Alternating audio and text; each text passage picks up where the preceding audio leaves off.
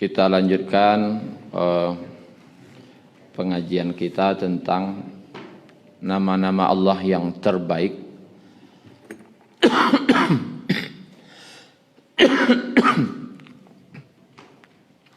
Yaitu nama Allah Al-Khabir.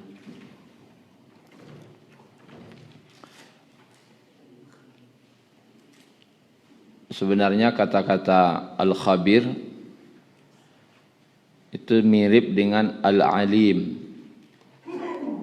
Artinya yang maha mengetahui. Artinya sama. Tapi kalau di terjemahan kadang kita menemukan Al-Khabir itu diartikan dengan maha mengetahui. Tapi kalau sudah bertemu dengan Alimun Khabir, payah orang Indonesia menerjemahkan.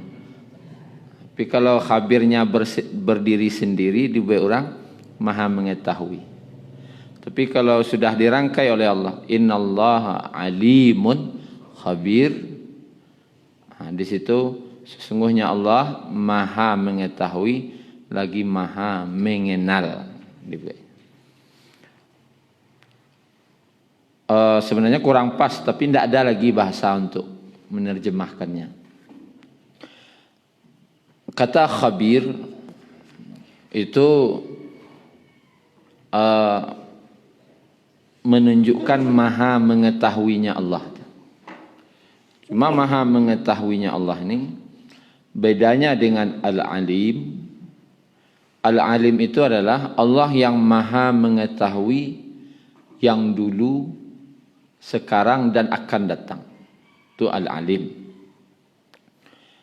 Dulu, sekarang, akan datang, Allah tu maha tahu. Alim. Dan bagi Allah tidak ada bedanya dulu, sekarang dan akan datang. Dan jangan kita menganggap bagi Allah itu beda. Tidak, sama saja.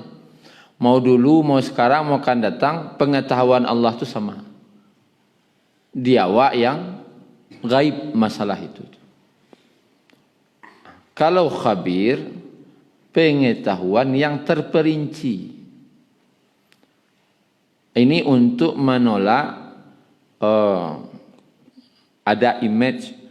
Kadang seseorang itu tahu yang umum jalih di nyosadonya. Tapi ketika diminta merincinya tidak bisa lah. Ya wak nan tahu nan nampak saja, nan jalih-jalih saja.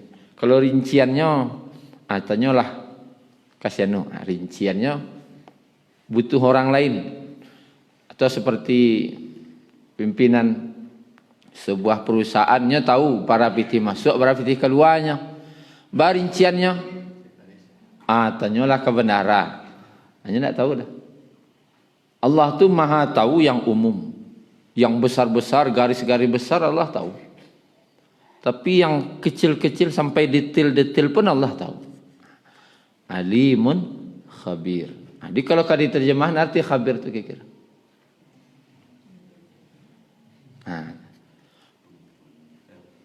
Memiliki Allah yang maha mengetahui yang secara terperinci. Cuma kan panjang bana. Bahasa satu katanya apa?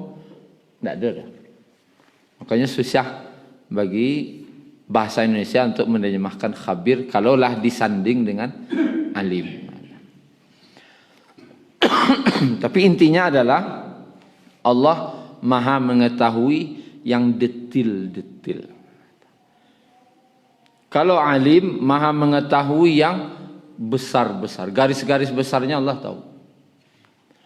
Kalau minta detailnya jadi Allah tahu yo yang maha yang detail-detail. Sampai sekecil-kecilnya Allah tahu. Detail. Lalu apa ibu yang dirahmati Allah? Khabir ini juga ada arti di sampingnya itu kelemah lembutan. Seperti latif artinya lemah lembut. Tapi khabir ini pengetahuan Allah maha tahu tapi tetap didasari dengan kelemah lembutan. Tapi nanti kita lihat ayatnya bagaimana maksud dari Allah tahu yang detail tapi tetap lemah lembut.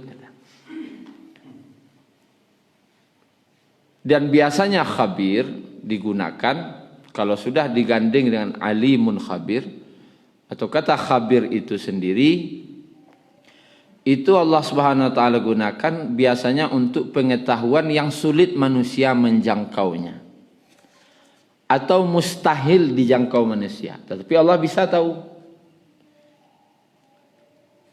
Pengetahuan yang susah manusia tahu, atau yang mustahil manusia tahu. Digunakan kata khabir. Contoh kita buka kata khabir itu dalam surat Luqman ayat 34.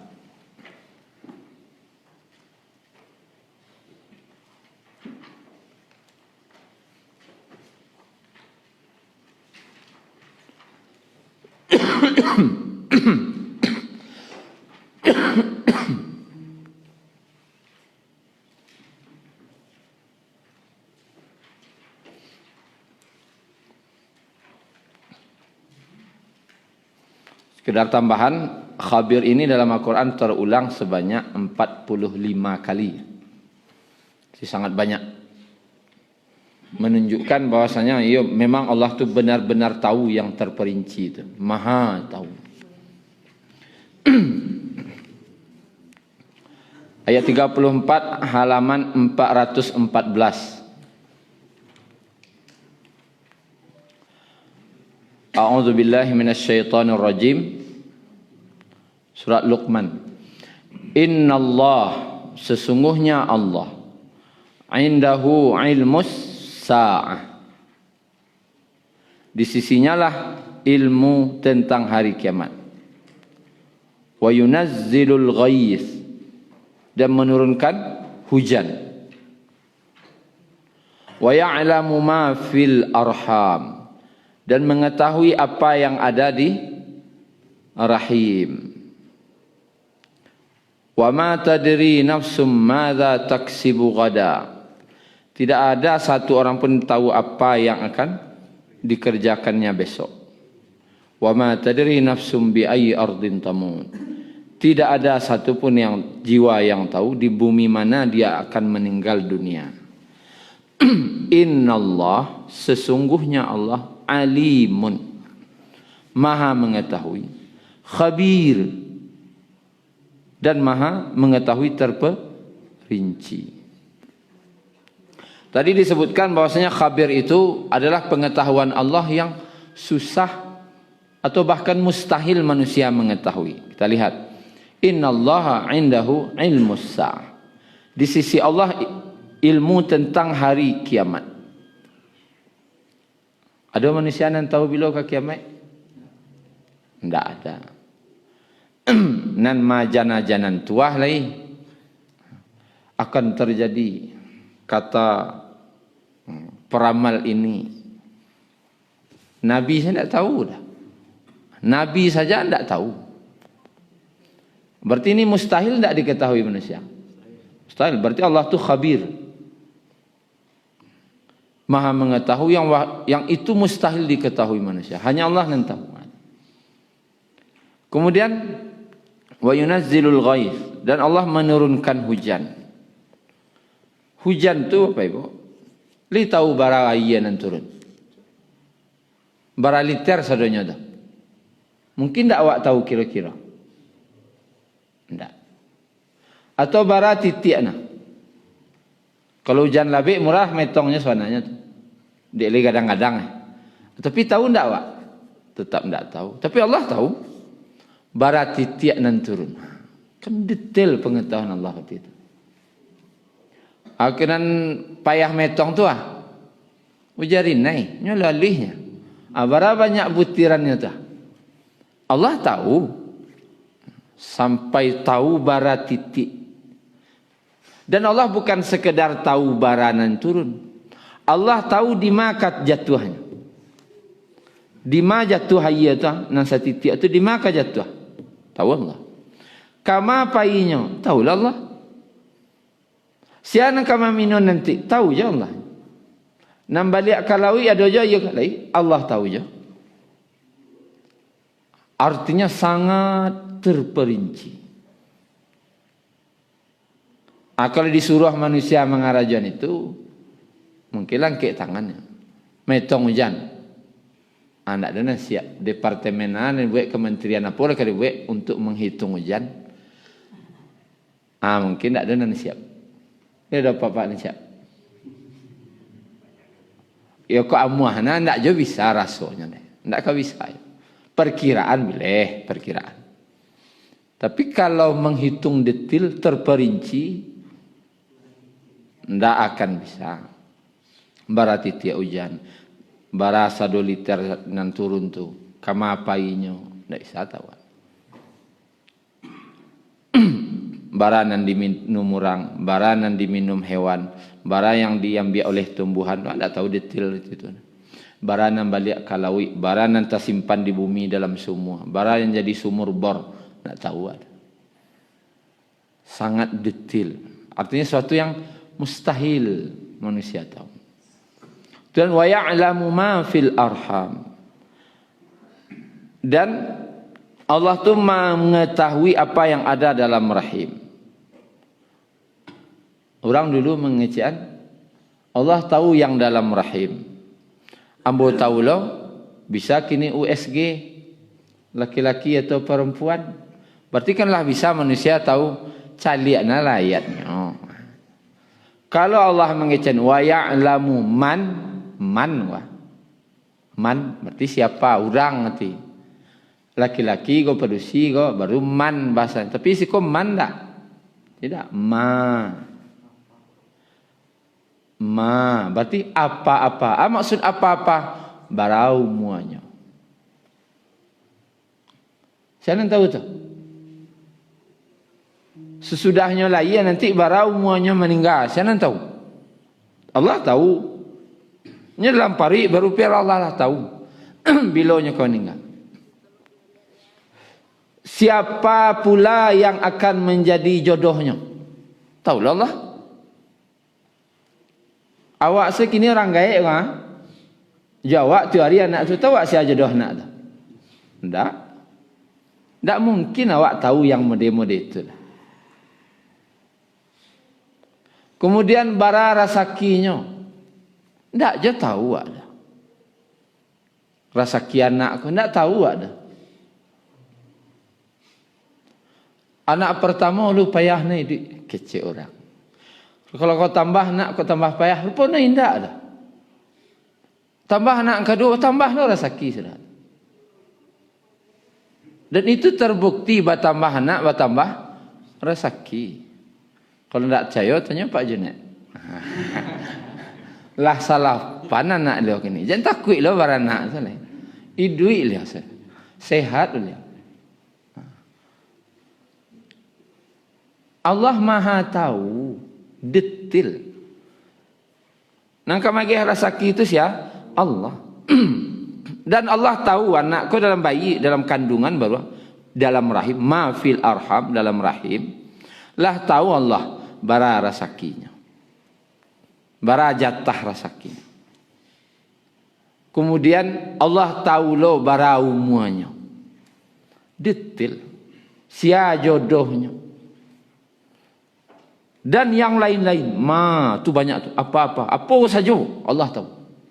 Walaupun dalam kandungan. Kini awak nan tahu laki-laki produksi longih. Tu sen tahunya. Lah bangga bau USG. Segitu tahu barunya. Laki-laki produksinya. Tapi itu ndak ayatnya dah. Kalau ayatnya wa ya'lamu man baru laki-laki produksi. Tapi kalau itu sadonya. Mustahil manusia tahu. Kemudian ada yang mustahil manusia tahu. Dengan kata Al-Khabir ini. Wa ma tadri nafsum madza taksibu gadam. Tidak ada satu pun manusia yang jiwa yang tahu apa yang akan dikerjakannya besok. Yang kata jadi besok dia tahu. Berencana, ya bisa.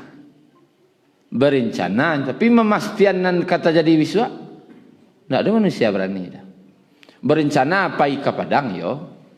Berencana ke pai kano iyo, berencana. Rencana ke pai ke Pantai Carocok, siap. Berencana. Tapi nang kapai, pastikah alun tahu. Makanya insya Allah. Kalau lah pasti pai insya Allah. Karena awak pun alun tahu. Dan pasti dia awak baru dia Allah alun tahu pasti. Dan itu mustahil. Mustahil bagi manusia tahu anang kata jadi biswa. Wa ma tadri nafsum bi ayyi ardin tamut. Dan tidak ada satu jiwa pun yang tahu di bumi mana dia akan meninggal dunia. Ah, tu tanya mbok apa ibu? Di mana meninggal sya? Kan tak tahu ada dah. Di rumah ko, rumah sakit ko, rumah saji ko, tak tahu ada. Tapi Allah alimun khabir. Sangat tahu Allah tentang. Terperinci lah. Jadi al-khabir itu pengetahuan yang terperinci, detail. Tentang apa saja Allah tahu, terperinci. Kemudian Bapak Ibu yang dirahmati Allah Subhanahu wa taala, ada kisah dinukilkan oleh seorang ulama, kejadian nyata ya. Waktu itu kan sebelum ada oto, orang haji dulu pakai unta. Dibawanya lah ibunya pai untuk haji. Dan pulang dari haji, ibunya kok sakit. Sakit. Karena sakit, maka ibunya kok tentu banyak istirahat. Akhirnya tertinggal dari rombongan. Nah, dulu orang PAJ kok rombongan. Kalau kini kloter. Tertinggal dari rombongan. Dan anaknya kok tak apa lo jalan pulang dah. Ya, coba lah awak pergi barang pasir tu. Madok sama sadonya tu. Kemalah ke dia tu. Kompas nak lo tu. Memang butuh penunjuk jalan. Maka cari. Rupanya tambah sesek. Tambah sesek. Sehingga bertemulah sebuah kemah di tengah padang pasir. Bersebut je orang tu. Maka diminta tolong ibu saya ni dalam keadaan sakit. Mungkin numpang di siko. Saban tambo merawat beliau. Mudah-mudahan sehat beliau. Kami lanjutkan perjalanan pulang. Kami tersesat. Jadi cek orang yang punya kemah. Dirawatlah beliau di situ. Tidak sampai 1 jam dah, ibunya meninggal di situ. Anan terucap oleh orang yang punya kemah, wa ma tadri nafsum bi ayyi ardin tamut. Tak ada jiwa anan tahu di mana kamu meninggal aja. Rupanya pemantan tampik tu saja. Hanya kamu meninggal sekolah tampiknya di kemah lah. Ya, rupanya nyesasik itu pemantan katanya. Nan janjian yang Allah buat di kemah orang kau meninggalnya. Apa mantan saja. Tak sampai saja meninggal situ. Awak di mana meninggal? Tak tahu lu ada. Ada orang meninggal dalam perjalanan ke rumah sakit. Ada orang meninggal di rumah sakit. Ada sana mancang lah aja. Tu ayo. Ada orang sangat bercita-cita beliau nyebut kamu. Mbok kalau bisa mati yo di Makkah.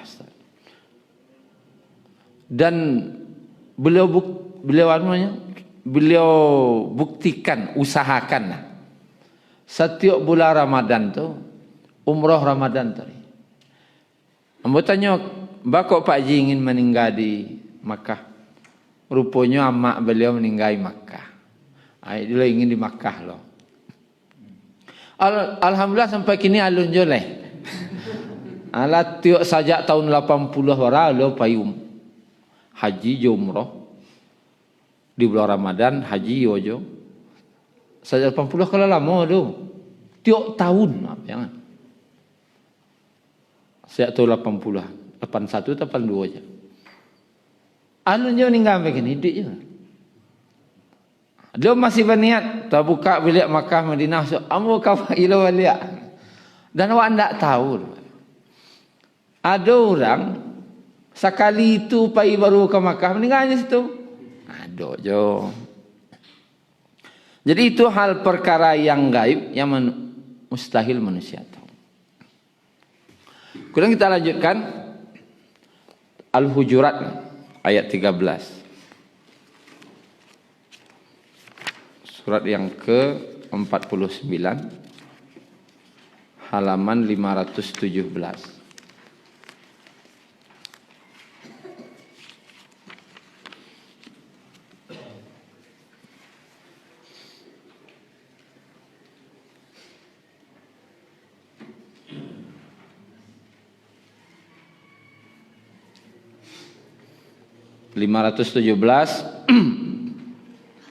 Ayat 13. Ayat ini sudah populer. Ya ayuhan nas, wahai manusia, inna khalaqnakum min dzakarin wa unsa. Sesungguhnya kami telah menciptakan kamu dari laki-laki dan perempuan. Wa ja'alnakum syu'uban wa qabaila lita'arafu. Kemudian kami jadikan kamu berbangsa-bangsa dan bersuku-suku agar kamu saling mengenal. Inna akramakum indallahi atqakum. Sesungguhnya orang yang paling mulia di sisi Allah adalah orang yang paling bertakwa di antara kamu. Siapa yang paling mulia? Yang paling bertakwa. Innallaha alimun khabir. Sungguhnya Allah maha mengetahui. Di sekolah dibuatnya maha teliti. Bedanya tadi maha mengenal. Kalau maha teliti. Di sini yang menjadi garisnya adalah takwa. Sungguhnya yang paling mulia di antara kamu di sisi Allah adalah yang paling bertakwa. Asianan tahu kadar takwa? Mustahil wak tahu. Sianu tu imannya sekian, ndak tahu. Kadar tu takwa tidak tu, ndak do nan tahu. Nan tahu awak paling tanda-tanda. Ko tanda-tanda orang bertakwa.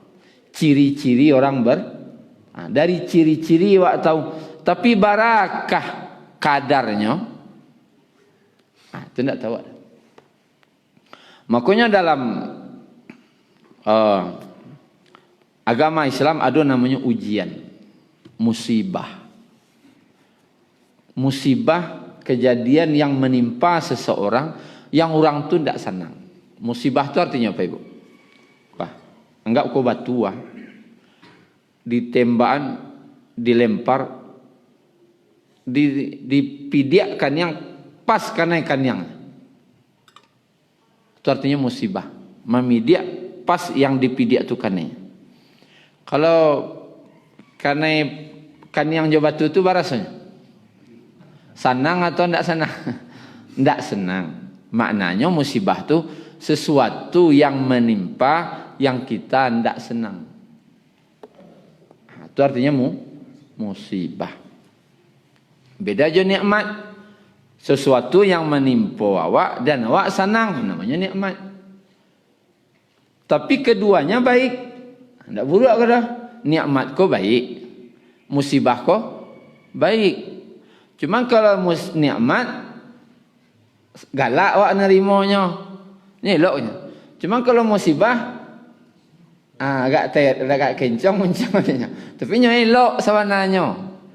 Kayak minum ubek. Ubek ko ada nama ni. Ya murah meluluannya. Tapi tiba di ubek pahit. Tapi ubek juga. Nya tetap ubek. Kadang nampai kalau namang kuih. Awak tak tahu dah. Kadang Allah dia awak ko nikmat dan senang. Kadang Allah dia musibah. Nya baik aja tapi yang awak tak senang. Tapi kedua-duanya tu baik. Tujuannya Allah dia musibah kawak ujian. Tujuan itu. Kira Allah tahu tak bara kadar iman? Kan musibah tu untuk mau uji iman. Allah mau uji iman. Kira-kira Ndak tahu Allah barai manwa sehingga perlu diuji-uji. Allah tahu barai manwa. Yo bakok diuji je. Karena dulu orang mengecek itu. Bakok sebarik kena ujian wa ya Allah. Nak taluk je ko lai doh. Allah magiah ujian tu bukannya Allah ingin tahu barai manwa, Allah lah tahu. Cuma kata para ulama, ketika Allah mendatangkan ujian, Allah magiah tahu. Bukan ingin tahu, tapi magiah tahu barai manwa. Wah, dia ujian. Pakai segitu baru imannya. Jangan kecil lah kuat. Itulah. Untuk magiah tahu awak barai mana awak. Awak pun tahu sudah tu. Setelah dapat ujian awak agak musibah. Kan awak ngeceklah bertakwa. Rupanya pakai. Sadar awak ni. Sekiko iman awak baru mah. Untuk magiah tahu awak sesuatu. Agar awak jangan merasulah bertakwa. Dan tahu takwa itu siapa? Allah. Kemudian kita lihat lagi surat At-Tahrim.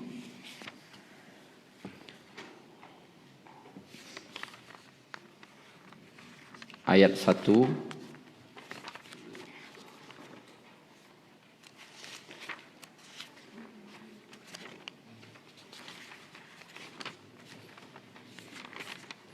Sebelum surat Al-Muluk. Halaman 560.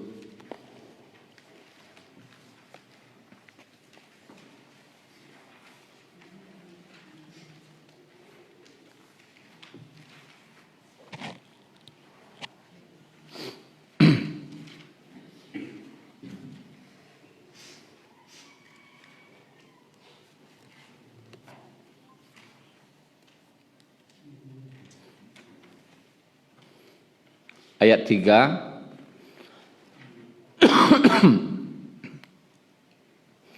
Wa idh asarran nabiyyu ila ba'di azwajihi haditha. Dan ingatlah ketika secara rahasia Nabi membicarakan sesuatu peristiwa kepada salah seorang istrinya. Di sini tidak disebutkan siapa nama istri itu. Tapi dalam Quran ada dibuatnya. Tapi Allah tidak menyebutkan salah seorang istrinya. Allah tidak sebutkan siapa situ. Falamma naba'at bihi wa azharahu Allahu alaihi. Lalu dia menceritakan peristiwa itu kepada salah seorang istrinya dan Allah memberitahukan peristiwa itu kepada Nabi. Lalu Nabi memberitahukan kepada istrinya sebagian dan menyembunyikannya sebagian. Arafa ba'dahu wa a'rada anhu an ba'd. Falamma naba'aha bihi qalat man amba'aka hadha. Maka istri beliau berkata, siapa yang telah memberitahukan hal ini kepadamu? Qala naba'aniyal alimul khabir. Yang memberitahukan kepadaku adalah Allah yang maha mengetahui lagi maha khabir, yang maha teliti. Perlu catatan Bapak Ibu, dalam kurung nama-nama ini dalam Al-Quran tidak ada. Siapa namanya tidak Allah sebutkan. Tidak Allah sebutkan siapa nama istri itu, tidak ada. Allah tidak sebutkan. Tapi Allah itu khabir, maha tahu, teliti. Tapi Allah tetap, kan tadi kelemah lembutannya. Alim, maha tahu, khabir, dan Allah maha tahu, tapi tetap ada hubungannya dengan kelemah lembutan. Walaupun Allah tahu sia istri Nabi tadi itu, tapi karena itu menyangkut rumah tangga Nabi, aku kan istilahnya ruang lingkup rumah tangga orang, rumah tangga Nabi lah.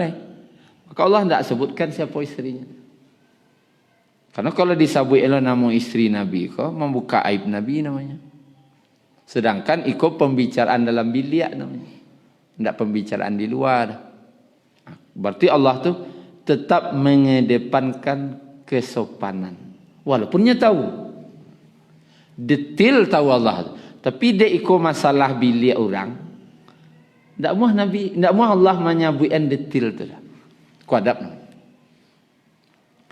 Kejadiannya adalah dalam hadis Bukhari disebutkan ada isteri Nabi ko namanya Zainab binti Jahsy radhiyallahu anha. Inyo ko orang kayo pemurah. Orang kayo pemurah.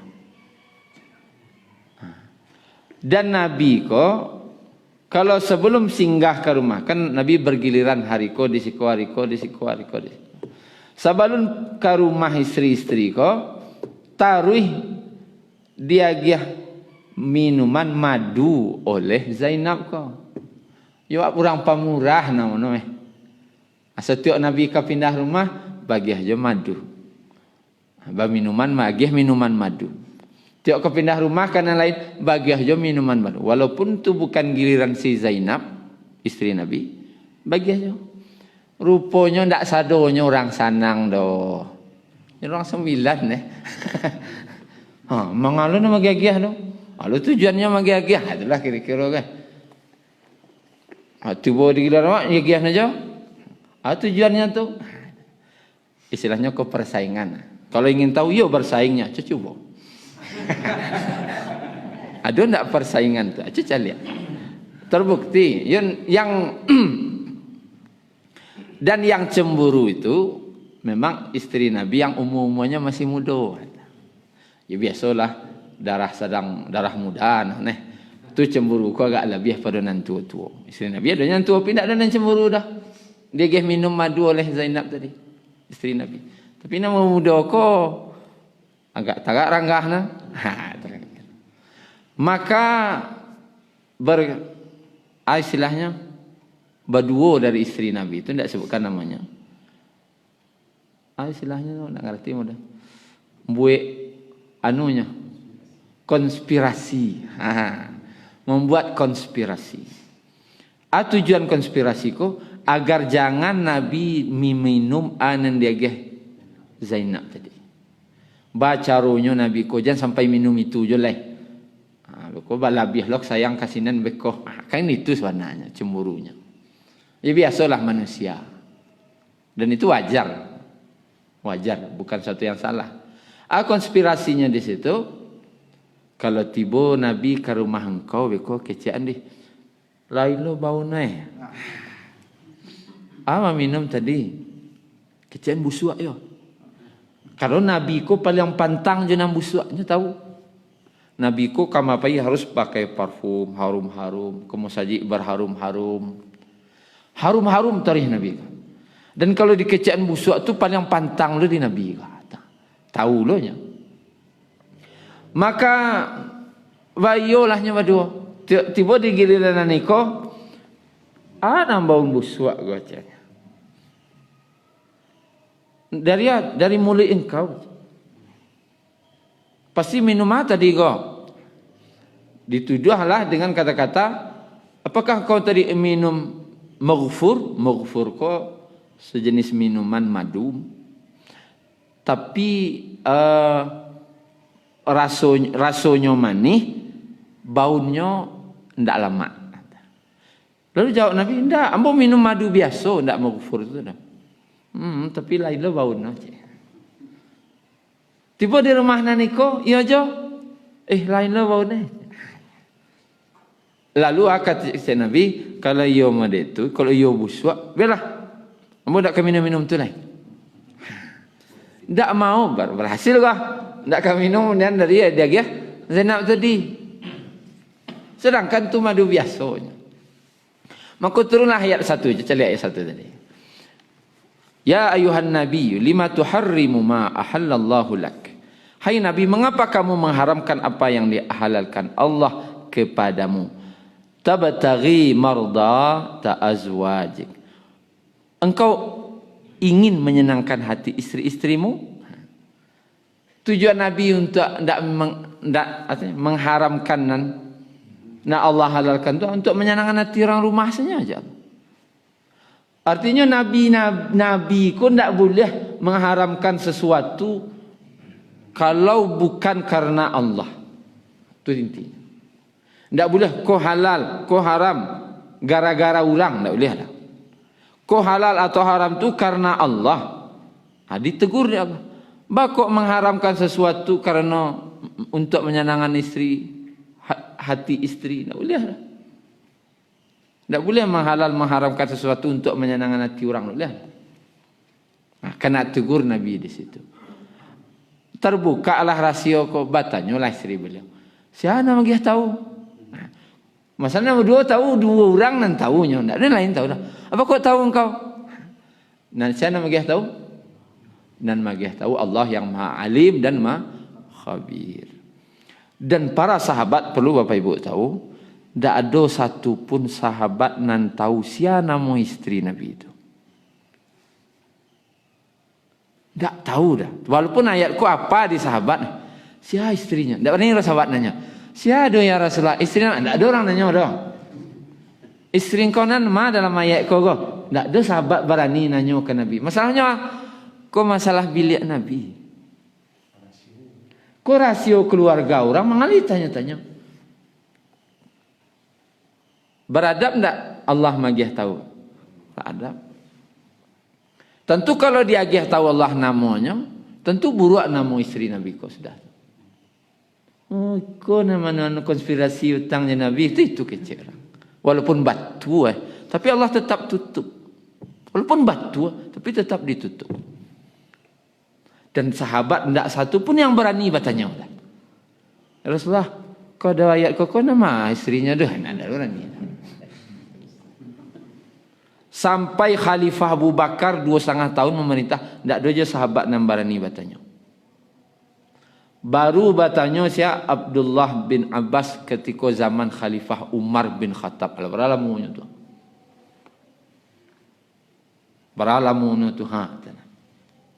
Bertanyalah waktu itu Umar bin Khattab kau sedang bau luak. Mamanci lo bacari lo hari. Bilaunya Umar kau sedang tagak surang sedang mauluak, sedang tagak serang didekati dek Ibn Abbas.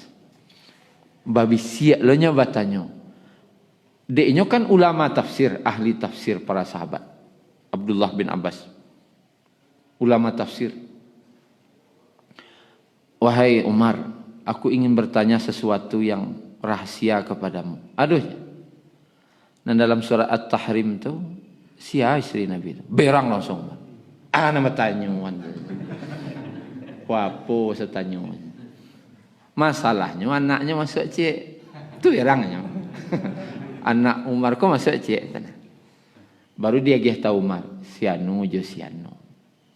Amu magih tahu kok bukan untuk membuka aib. Tapi karena takut. Iko kan firman Allah.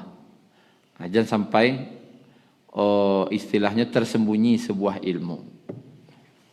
Kalau ingin tahu jo. Artinya ngecek sama dua. Babi siap. Kalau kau bertanya apa ibu? Siapa ada ustaz?